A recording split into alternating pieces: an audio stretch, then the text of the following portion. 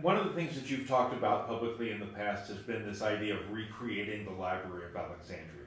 Can you talk about that a little bit about, for those people out there who were sleeping through history class, what the heck was the Library of Alexandria? Oh, the Library of Alexandria, well, it was a great library at the city of Alexandria, started by Ptolemy Suter in 300 BC.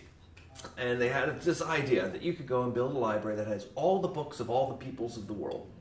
And wouldn't that be great? So it wasn't just the Greek books or just the Egyptian books. It was also the books of the Hebrews, the Hittites, all the surrounding areas. They basically took these books and they built a university. It was the center of learning of the ancient world. Well, this library, which was mythical and established great things. Euclid was there and wrote the book that became Geometry Class. Right. Anyway, all these great things happened at the Library of Alexandria, but it went away. It burned and it went basically decayed, and basically Europe went into its dark age. And what we'd like to do is take that guiding light again of all the books of all the peoples of the world and rebuild the library and see if we can have great thoughts come from this as well.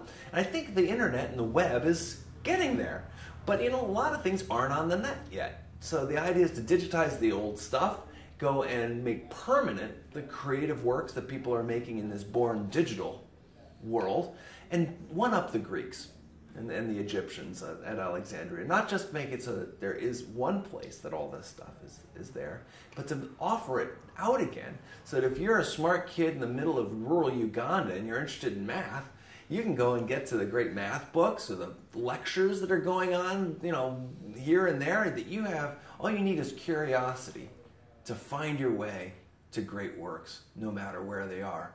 So we'd like to actually outdo the Greeks by building a great library once again. So we've talked about the scannings and the things that you've got going on here in the United States. Talk about the partnerships you've developed internationally as well for this. So one lesson from the Library of Alexandria is don't just have one copy. So the idea is to go and have multiple copies in multiple places. And we've actually got an agreement with the Library of Alexandria in Alexandria, Egypt, which they've now built a new one, to do a large-scale swap. Everything they digitize, we get. Everything we digitize, they get. And it's this large-scale swap agreement. And that's been working out really very well. And we're just building up another relationship with an organization called the European Archive that's in Amsterdam, and have done partial swaps with them. So the idea is to try to get 5 or 6 of these large-scale archives around the world that specialize in their cultural areas and do large-scale swap agreements. What about with governments, places where they still hold on to information, like it's, something that we're scared to death that people are going to be able to find it? I'm thinking about places like China, or even North Korea or something like that. Have you talked to the Chinese? Are they interested in this sort of thing? Or? Oh yeah, the Chinese are moving along in many ways much faster than we are here in the United States.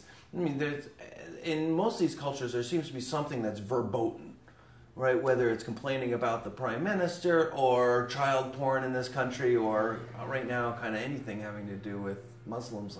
It's all very sad. Anyway, so each culture has these particular verboten areas. But there's also a common theme that in a lot of these places they'd really like to help educate their populations.